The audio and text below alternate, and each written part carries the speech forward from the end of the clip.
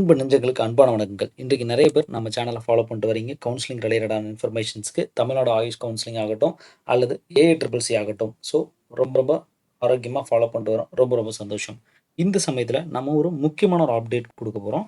இந்த அப்டேட் அதாவது ஏஐசிசி எப்படின்னு கொடுத்துட்டான், அவன் ப்ராசஸ் எப்படி ஃபில் பண்ணணும்னு கொடுத்துட்டான். பட் டிஎன் ஆயுஷ் கவுன்சிலிங் மட்டும் எப்படி நடக்கும்னே தெரில sir. But please give me some idea அப்படின்னு நிறைய பேர் என்னோட வாட்ஸ்அப்லேயும் அண்ட் கமெண்ட்லேயும் கொடுக்குறீங்க. ஸோ அதுக்கான ஒரு வீடியோ தான் உங்களுக்கு இந்த இதில் கொடுக்குறேன்.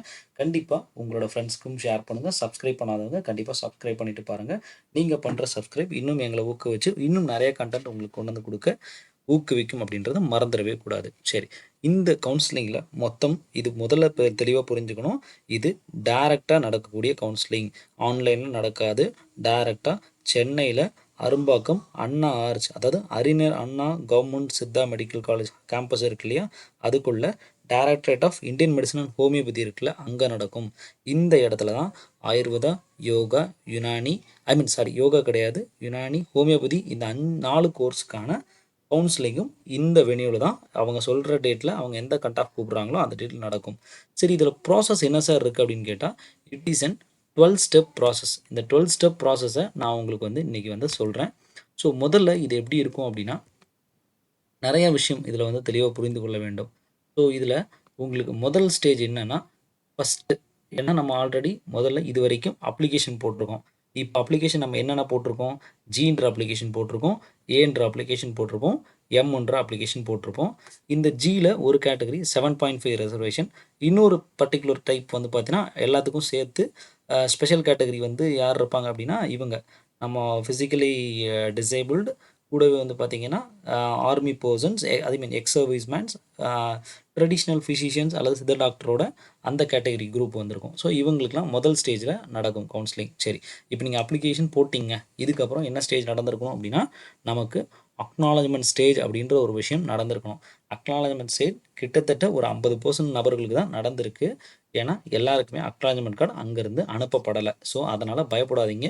ஆன்லைனில் நீங்கள் செக் பண்ணிட்டீங்க, அப்ளிகேஷன் போயிடுச்சு, அவ்வளோதான் விஷயம். சரி, இதுக்கு அடுத்தது வீடியோ ஃபுல்லாக பாருங்கள். நிறைய இன்ஃபர்மேஷன்ஸ், ஏன்னா கவுன்சிலிங்குள்ளே நிறைய நுணுக்கங்கள் நிறையா இருக்குது. ஸோ நீங்கள் ஸ்கிப் பண்ணுறதுனாலையோ, சார் லென்த்தியாக பேசுகிறாரு அப்படின்றதுனாலையும் நீங்கள் அதை நினைக்கக்கூடாது.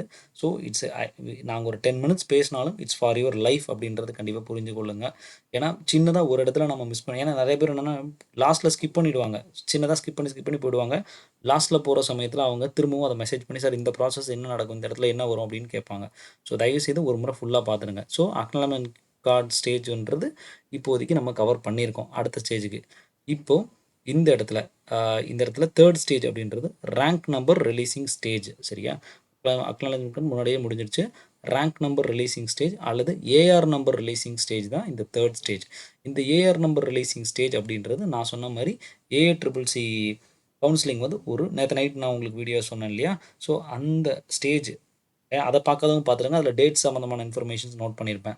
ஸோ அது உங்களுக்கு அந்த ரேங்க் லிஸ்ட் எல்லாமே ஒரு தேர்ட் ரவுண்ட் அல்லது செகண்ட் ரவுண்டோட எண்டு, தேர்ட் ரவுண்டோட ஸ்டார்டிங், இந்த சமயத்தில் தான் நமக்கு இந்த ஸ்டேஜ் ஓப்பன் ஆகும். மேபி ஸ்பெஷல் கேட்டகரி இந்த மாதிரி 7.5க்குலாம் ஆரம்பிப்பாங்க.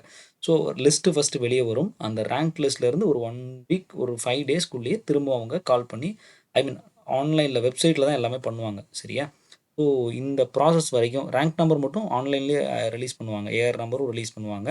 ஸோ அந்த ரேங்க் நம்பரில் நமக்கு முன்னாடி எத்தனை பேர் இருக்காங்க, என்ன இருக்காங்க, மொத்தம் எத்தனை பேர் அப்ளிகேஷன் போட்டாங்க, எல்லா இன்ஃபர்மேஷனும் அதில் வந்துடுங்க. சரி, ஓகே. அதன் பிறகு கவுன்சிலிங் கால். எல்லாருமே சொல்கிறாங்க, சார் எனக்கு ஃபோன் பண்ணுவாங்களா, இல்லை மெசேஜ் கொடுப்பாங்களா, அல்லது போஸ்ட் கார்டில் லெட்டர் வருவான், எப்படி வரும் சார் கேட்குறாங்க. ஸோ மேக்ஸிமம் இப்போ நம்ம அக்னாலஜ்மெண்ட் கார்டில் என்ன நடந்துச்சோ அதே மாதிரி தான் நடக்கும். யாரும் கால் பண்ண மாட்டாங்க, எந்த மெசேஜும் வராது, எதுவும் வராது. ஸோ அதனால் நம்ம என்ன பண்ணணும் அப்படின்னா, ரெகுலராக டெய்லியும் எழுந்தோடனே காலையில் பார்க்க வேண்டிய வெப்சைட்டு tnhealth.tn.gov.in. இன்னும் ஒரு மாதத்துக்கு நமக்கு இதுதான் வழி, வேறு வழி இல்லை. ஸோ டெய்லியும் ஒரு முறை காலையில் பார்த்துருங்க. அதே மாதிரி ஈவினிங்கும் அதே மாதிரி ஒரு முறை என்ன அப்டேட் நடந்திருக்கு அப்படின்றத ஒரு ஸ்க்ரோலிங் நடக்கும் இல்லையா, அதில் அந்த ஸ்க்ரோலில் என்ன இன்ஃபர்மேஷன்ஸ் இன்றைக்கி நடந்திருக்கு அப்படின்றத கண்டிப்பாக பார்த்துடணும். சரி, அப்போது நமக்கு அடுத்த ஸ்டேஜ் என்னென்னா கவுன்சிலிங்க்கு கூடுவாங்க. அதில் என்ன இருக்கும் அப்படின்னா, கவுன்சிலிங் உங்கள் பேர் போட்டுலாம் வர சொல்ல மாட்டாங்க. அதில் என்ன இருக்கும் அப்படின்னா, இந்த கட் ஆஃப் எக்ஸாம்பிள் ஒரு 620 ஸ்டார்டிங் எபோவ் ஒரு 600க்கு மேலே இருக்கிற எல்லாருமே இந்த டேட்டில் ஒரு கவுன்சிலிங் எல்லாருமே இந்த டைம் ஷெடியூலில் வந்துடுங்க. ரிப்போர்ட்டிங் டைம் வந்து பிஃபோர் 1 ஹவர் அல்லது 1.5 மணி நேரமோ அவங்க கொடுத்துருவாங்க. ஸோ அந்த டைமுக்கு முன்னாடி ரிப்போர்ட்டிங் டைமுக்கும் ஒரு அரை மணி நேரத்துக்கு முன்னாடி நம்ம போயிடுறது சேஃப்டி. ஏன்னா சென்னை டிராஃபிக் ரொம்ப ஹெவியாக இருக்கும். நம்ம நினச்ச நேரத்தில் நைட் இங்கேருந்து கிளம்பியோ இல்லை காரில் கிளம்பியோ அல்லது பஸ்ஸில் போயோ ட்ரெயினில் போயோ நினச்ச நேரத்துக்கு போக முடியாது. ஸோ பிஃபோர் ஒரு 2 ஹவர்ஸ்க்கு முன்னாடியே 3 ஹவர்ஸ்க்கு முன்னாடி சென்னை போயிடுறது நல்லது. அதன் பிறகு நீங்கள் வெனியூக்கு ரெஃப்ரெஷ் ஆகிட்டு போனீங்கன்னா கரெக்டாக இருக்கும். அதனால் கீப் ஃபாலோயிங் த வெப்சைட். அதுதான் வெரி வெரி இம்பார்ட்டன்ட். சரியா? நிறைய இன்றைக்கி ஒரு அம்மா கால் பண்ணாங்க. சார் நான் இந்த மாதிரி வந்து அப்ளிகேஷன்ஸ் போடாமல் விட்டுட்டேன் சார். இப்போ நான் போடலாமா? டேட் முடிஞ்சிருச்சு. ஆல் இண்டியா மட்டும்தான், ஐ மீன் ஏஏசிசி மட்டும் தான் போட முடியும். அதனோட இம்பார்ட்டன்ஸ் சொன்ன பிறகு எங்கள் நல்லா கிடைக்கக்கூடிய வாய்ப்பு நான் மிஸ் பண்ணிட்டேனே அப்படின்னு ஃபீல் பண்ணாங்க. அதனால் எந்த எந்த காரணத்தை கொண்டும் ஆன்லைனை பார்க்காம மிஸ் பண்ணிடாதீங்க. சரியா? ஸோ நாங்கள்லாம் ஒரு காரணிகள் தான். So we are just updating. But ரொம்ப அப்டேட்டாக நீங்கள் தான் இருக்கணும். சரியா? அதன் பிறகு அட்டண்டன்ஸ். நீங்கள் கவுன்சிலிங் பண்ணி போன பிறகு அங்கே வந்து ஒரு அட்டண்டன்ஸில் சைன் போட சொல்லுவாங்க. அந்த அட்டண்டன்ஸில் சைன் போடுற சமயத்தில் உங்களுக்கு ஒரு ஃபீஸ் அப்படின்றது வாங்குவாங்க. அந்த ஃபீஸ் அப்படின்றது என்ன அப்படின்னா கவுன்சிலிங் சார்ஜஸ் ஃபீ அப்படின்னு சொல்லுவாங்க. அந்த கவுன்சிலிங் சார்ஜஸ் ஃபீ அப்படின்றது அதில் ஒரு வேரியேஷன்ஸ் இருக்குது. இதுக்கு தனியாக ஒரு வீடியோ இருக்குது, நான் சொல்கிறேன். ஸோ அதில் வந்து உங்களுக்கு வந்து ஒரு கவர்மெண்ட் கோட்டா சீட்ஸ்க்கு போகிறீங்க அப்படின்னா 500 ருபீஸும், ஒரு மேனேஜ்மெண்ட் கோட்டாக்கு ஃபீஸ்க்கு போகிறீங்கன்னா 1000 ருபீஸும் வாங்குவாங்க. ஆல் இண்டியா கோட்டா சீட்ஸ்க்கு நீங்கள் போகிறீங்கனாலும் 1000 ருபீஸாக அட்டண்டன்ஸ் ஃபீஸ் வந்து வாங்குவாங்க. இதுதான் அந்த ப்ராசஸில் நடக்கும். இது நான் ரீஃபண்டபிள், திருப்பி தர மாட்டாது. அதன் பிறகு செலெக்ஷன் ப்ராசஸ்க்குள்ளே போவீங்க. ஸோ இந்த அட்டண்டன்ஸ் முடிஞ்ச உடனே இந்த இடத்துலையே பே பண்ணுற மாதிரி இருக்கும். அங்கே ஜிபேவோ ஃபோன்பேவோ நீங்கள் சொல்கிற யூபிஐயோ எதுவுமே இருக்காது. கேஷ் எடுத்துகிட்டு போயிடுங்க. அதான் சேஃப்டி. அதன் பிறகு செலெக்ஷன் ப்ராசஸ் என்ன, உள்ளே போன உடனே அட்டண்டன்ஸ் சைன் பண்ண உடனே நீங்கள் கூட ஒரு ஆள் அப்படின்ற ஒரு பர்சன் மட்டும் உள்ளே வர வைப்பாங்க. ஸோ அப்போ நம்ம போய்ட்டு உள்ளே போய்ட்டு நம்ம முன்னாடியே நம்ம வீட்டிலேருந்தே செலக்ட் பண்ணி வச்சுருக்கோம்ல, ஒரு 3 காலேஜ் எனக்கு இதுதான் எனக்கு ஆப்ஷன்ஸ் அப்படின்ட்டு. பெட்டர் நீங்கள் 5 காலேஜாக லிஸ்ட் பண்ணி வச்சுங்க. Option 1, option 2, option 3. Option 1 government college, option 2 ஒரு கவர்மெண்ட் காலேஜ்.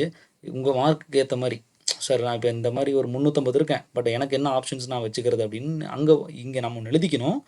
சம்டைம்ஸ் அங்கே உங்களுக்கு கிடைக்கிற மாதிரி கவர்மெண்ட் கிடைக்கிற மாதிரி இருந்துச்சுன்னா அதுக்கேற்ற மாதிரி அதை மாற்றிக்கணும். ப்ளஸ் மேலே ஒரு காலேஜாக ஆட் பண்ணிக்கணும்.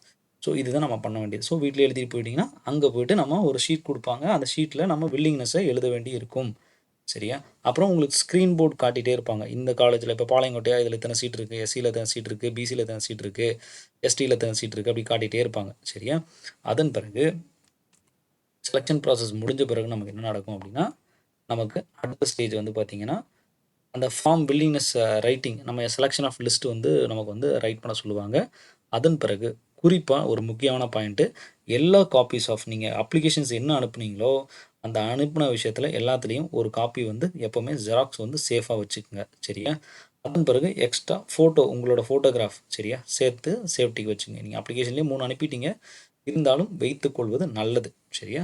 அதன் பிறகு உள்ளே யார் அலோவ் பண்ணுவாங்க அப்படின்னா, ஒரு பர்சன் உங்களோட நீங்கள் அல்லது உங்களோட பேரண்ட்டோ, நீங்கள் கம்பல்சரி உங்கள் பேரண்ட்டோ அல்லது கூட யாராவது அக்கா, அண்ணன் யாராவது ஒரு கார்டியன். சரியா? இந்த கார்டியனோட யூஸ் என்ன அப்படின்னா, சம்வாட் உங்களுக்கு நீங்கள் நினச்ச காலேஜ் கிடைக்கல. சரியா? சம்வாட் உங்களுக்கு அந்த இடத்துல ஹெசிடேட் ஆகாமல் உங்களை ஊக்கப்படுத்தி அடுத்த ஸ்டேஜ் என்ன பண்ணலாம், இல்லை இந்த காலேஜ் எடுத்துக்கலாமா, இதுக்கு இவ்வளோ ஃபீஸ் வரும், நம்மளால் கட்ட முடியுமா, சும்மா அந்த இடத்துல ஒரு டெசிஷன் மேக்கிங்காக நமக்கு அவங்க இருக்கணும். சரியா? ஸோ அதுதான் இந்த ஸ்டேஜில் நமக்கு நடக்கும். ஸோ அதனால் ஒரு கார்டியன் அல்லது ஒரு பேரண்ட் அப்படின்றவங்கள கண்டிப்பாக ஒரு ஆள் தான் உள்ளே அலோவ் பண்ணுவாங்க. ஏன்னா நிறைய கூட்டத்தை அலோவ் பண்ண மாட்டாங்க. மற்றவங்களாம் மெயின் என்ட்ரன்ஸில் சேர் போட்டிருப்பாங்க. ஐ மீன் மெயின் அந்த டிம் ஆஃபீஸில் மெயினில் வந்து சேர் போட்டிருப்பாங்க. அங்கே இருக்கிற மாதிரி இருக்கும்.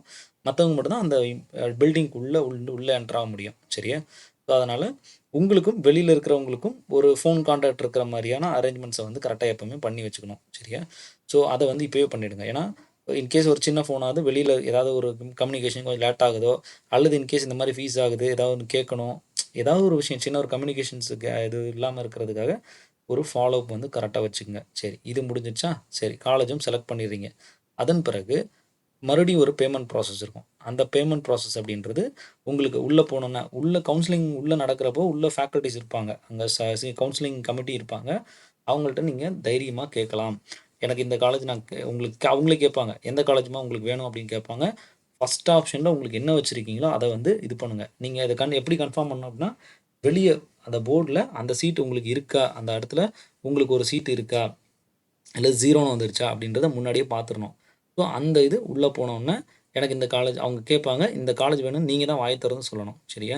சத்தமாக சொல்லணும், நல்லா போல்டாக சொல்லணும். ஏன்னா எப்பவுமே கவுன்சிலிங்ன்றது உங்களோட வில்லிங்னஸோட நீங்க எடுக்கக்கூடிய ஒரு சீட் அப்படின்றது. ஸோ, அப்ப அதுக்கு நம்ம வில்லிங்னஸோட சவுண்டா சொன்னா மட்டும் தான் அத வந்து ஓகே அப்படிம்பாங்க. இல்ல சம்டைம்ஸ் இந்த காலேஜ் இல்லாம வேற ஏதாவது அடுத்த ஆப்ஷன்ஸ் என்ன வச்சிருக்கீங்கன்னு கேட்டா, அதையும் நீங்க வச்சிருக்கணும். இதுக்காக தான் ப்ரியராவே நீங்க ரெடி ஆயிக்கன்னு சொல்றேன். ஸோ, முன்னாடியே அவங்க எழுதி வாங்குவாங்க. வாங்கலனாலும் ப்ரியராவே நீங்க ஒரு பேப்பர் ஷீட் எடுத்துட்டு போயிடுங்க சேஃப்டிக்கு. ஸோ, நீங்க எல்லாமே இந்த கணக்கெல்லாம் போட்டுட்டே இருக்கிற மாரி இருக்கணும். சரியா? இதுதான் கவுன்சிலிங் ப்ராசஸ்ல நடக்கும். ஸோ, இந்த ஸ்டேஜ் முடிஞ்ச பிறகு அடுத்தது பேமெண்ட் ப்ராசஸ். அந்த செலக்ட் ஆன பிறகு அங்கெல்லாம் form, allotment order, seat sign போட்டு குடுத்துருவாங்க. அதன் பிறகு அலாட்மெண்ட் ஆர்டர் அந்த பிரிண்ட் அவுட் ஆகி நமக்கு வர்றதுக்கு ஒரு 1/2 மணி நேரம் ஆகும். வெயிட் பண்ண வேண்டி சொல்லுவாங்க.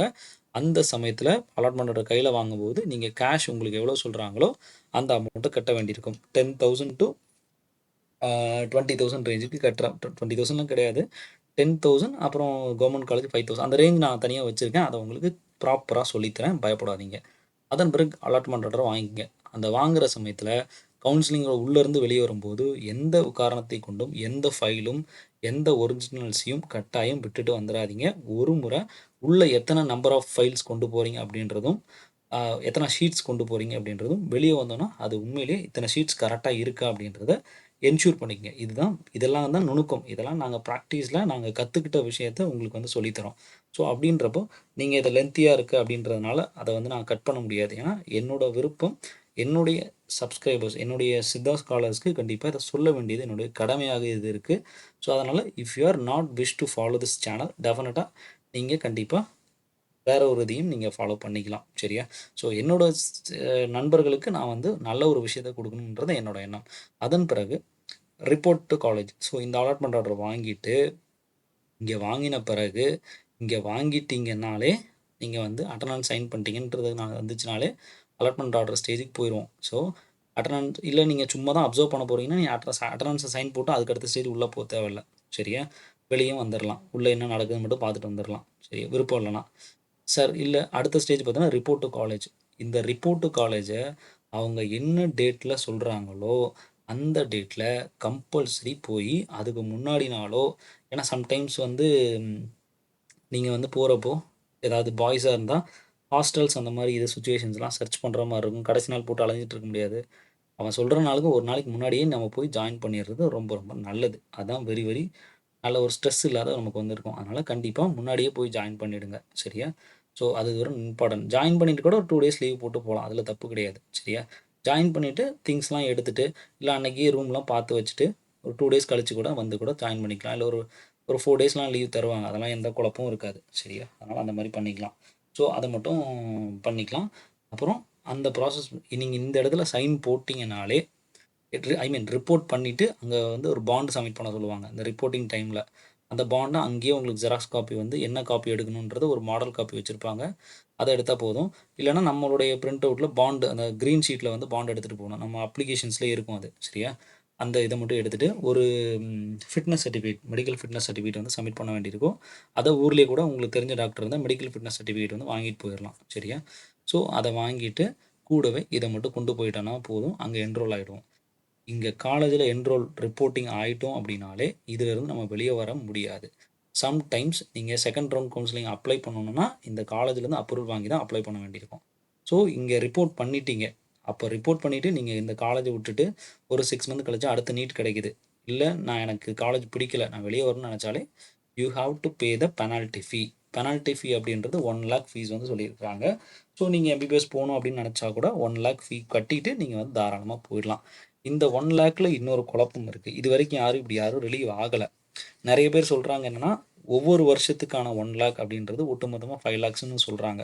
பட் இதுல ஒரு தெளிவு இல்ல. நம்ம எப்பவுமே ப்ரௌச்சர தான் ஃபாலோ பண்ணணும். ப்ரௌச்சர்ல பெனால்டி அப்படின்றது பொதுவா 1,00,000 அப்படின்றத தான் குடுத்திருக்கு. ஸோ, அத தான் நம்ம ஃபாலோ பண்றோம். இன் கேஸ் ரொம்ப அதிகமா கேட்டாங்க அப்படின்னா, ஒரு லாயர வச்சு ப்ரௌச்சர்ல என்ன குடுத்திருக்கோ, அத வந்து தான் ஃபாலோ பண்ணணும் அப்படின்றத ஒரு ஸ்ட்ரெஸ் பண்ணீங்கன்னா, கண்டிப்பா அதுதான் நடக்கும். ஸோ, இவ்வளதான் டெக்னிக்கலான விஷயம். ஸோ, இதுதான் இவ்வளோ விஷயம் நாம வந்து இவ்வளோ வருஷம் கத்துக்கிட்டத வச்சு உங்களுக்கு வந்து இந்த லேர்னிங்க உங்களுக்கு ஷேர் பண்ணியிருக்கேன். கண்டிப்பா ஃபாலோ பண்ணுங்க. நண்பர்களுக்கும் ஷேர் பண்ணுங்க. கண்டிப்பா சப்ஸ்கிரைப் பண்ண மறந்துற வேண்டாம். டிஎன் வாய்ஸ் கவுன்சிலிங்கோட ப்ரொசீஜர் எக்ஸ்க்ளூசிவா உங்களுக்கு வந்து குடுத்துருக்கேன். பிடிச்சிருக்கும்னு நெனைக்கிறேன். உங்களோட கமெண்ட்ஸ் பாசிட்டிவான விஷயங்கள கமெண்ட்ல ஷேர் பண்ணுங்க. அண்ட் உங்களோட நெகட்டிவ் கமெண்ட்ஸையும் கண்டிப்பா ஷேர் பண்ணுங்க. We have to improve. இன்னும் நான் உங்களுக்கு நல்ல ஒரு இன்ஃபர்மேஷன்ஸ குடுக்கணும்னு காத்திருக்கேன். ஸோ எங்கள இம்ப்ரூவ் பண்ணிக்கிறதுக்கு உங்களோட கமெண்ட்ஸ் யூஸ் ஆகும் அப்படின்றதுனால பார்க்குற எல்லாருமே கட்டாயம் ஜஸ்ட் ஒரு 5 செகண்ட்ஸ் ஷேர் பண்ணி கண்டிப்பாக கமெண்ட்டில் கொடுங்க அப்படின்றத மறந்துட வேண்டாம். உங்களோட நீங்கள் பார்த்துட்ருக்கிறீங்க, உங்களோட கமெண்ட்காக வெயிட் பண்ணுவோம். சித்தா ஸ்காலர்ஸ். தேங்க்யூ.